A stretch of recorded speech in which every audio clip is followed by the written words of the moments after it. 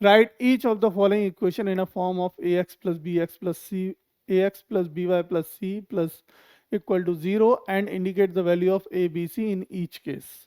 तो सबसे पहले जो इक्वेशन दे रखी होती है हम उसको यहाँ लिखेंगे, 2x माइनस का 2x प्लस 3y इक्वल 6, ये हमें इक्वेशन दी गई है।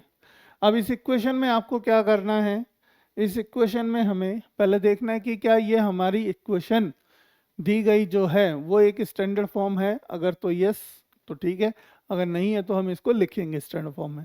तो लिखने के लिए देखो हमें क्या करना है, पहले इसको लेके आओ स्टैंडर्ड रूप में, देखिए आ गई। So now this is the form of standard, ठीक है, स्टैंडर्ड फॉर्म हो गई किसकी, linear equation in two variable, जो कि होती है हमारी क्या, a x plus b y plus c equal to zero, यही तो होती है। अब यहाँ पे देखो ए क्या है मेरा ये, बी क्या है मेरा यहाँ पे ये, सी क्या है मेरा यहाँ पे ये, विद द साइन चलता है ना, with the sign. So here a is equal to -2 and b is equal to 3 and c is equal to -6। तो ये जो चीज़ें हैं ना छोटी छोटी, ये यहीं पे बताई जा रही हैं, आगे कभी नहीं बताई जाएंगी ये, ठीक है। यहीं पे आपको एक बार अच्छे से डिटेल में समझा के हम आपको बता रहे हैं, आगे नहीं बताएंगे। जब हम क्वेश्चंस यानी जब 10th में जाओगे ना तो वहाँ पे ये चीज़ नहीं बताएंगे ए की वैल्यू क्या होती है, बी की वैल्यू क्या है, सी की वैल्यू क्या है, नहीं, डायरेक्टली आपको पता होनी चाहिए कहाँ से, 9 से या पढ़ के आए हो।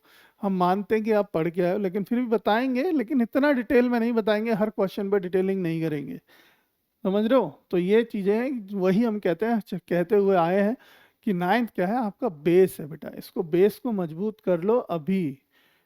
बहुत समय होता है, 9th बोर्ड है, बहुत सीरियस नहीं होते बच्चे, लेकिन मैं कह रहा हूँ कि 9th में ज़्यादा सीरियस होंगे तो कम मेहनत करनी पड़ेगी आपको, 10th में उतनी ही कम मेहनत करनी पड़ेगी।